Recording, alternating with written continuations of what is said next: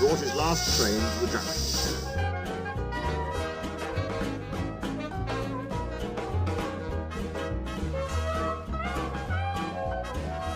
He went for a drink.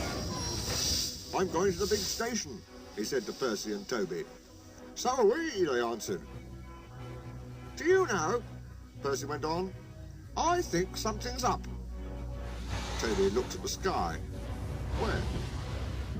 "Down here, silly," laughed Thomas. "How?" asked Toby reasonably. "Can something be up when it's down?" "Look," said Thomas excitedly. "Look!"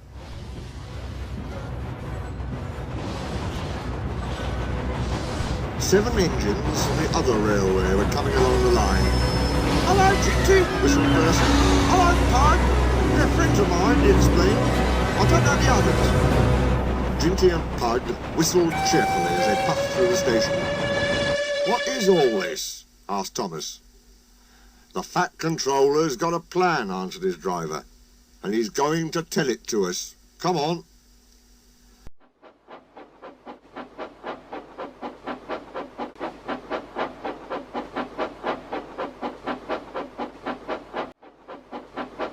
So they followed to the big station at the end of the line, where all the engines had gone. The Fat Controller was waiting for them there. "The people of England," he said, "read about us in the books, but they do not think that we are real." "Shame!" squeaked Percy. The Fat Controller glared. Percy subsided. "So," he continued, "I am taking my engines to England to show them. Hurrah, hurrah, hurrah, hurrah, hurrah!" The engines whistled. I woke up in a new Bugatti. I woke up in a new Bugatti. Engines whistled. The Fat Controller held his ears. "Silence!" he bellowed. "We start the day after tomorrow at 8 a.m. Meanwhile, as these engines have kindly come from the other railway to take your place, you will show them your work tomorrow."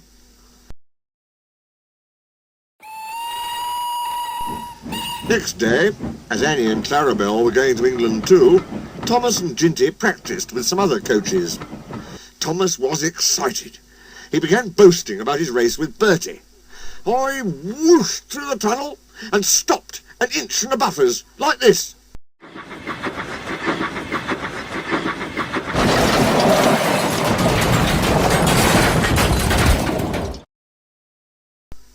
The buffers broke.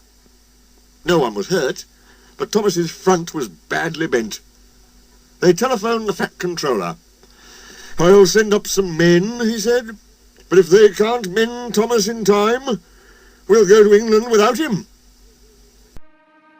Next morning, the engines waited at the junction. Toby and Percy were each on a truck, and Duck had pushed them into place behind Edward. Henrietta stood on a siding. The Fat Controller had called her a curiosity. "I wouldn't dream of leaving you behind," he said. "I'll fit you up as my private coach."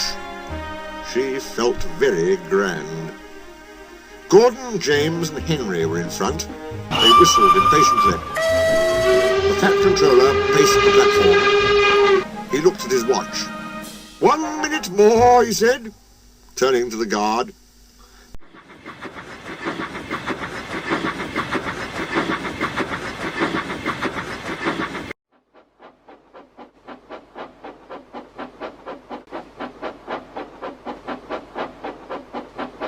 Panted into the station. Annie and Clarabelle twittered anxiously. "We hope we're not late. It isn't quite 8. "Thomas," said the Fat Controller sternly, "I am most displeased with you. You nearly upset my arrangements." Thomas, abashed, arranged himself and the coaches behind Duck without saying a word.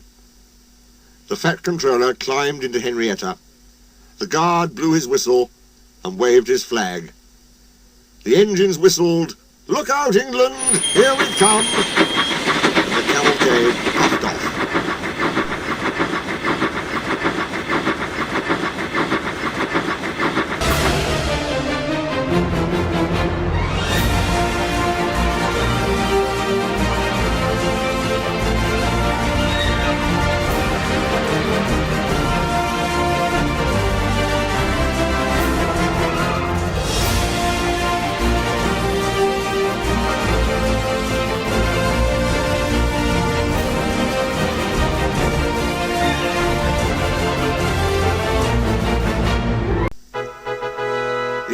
all stood side by side in a big airy shed.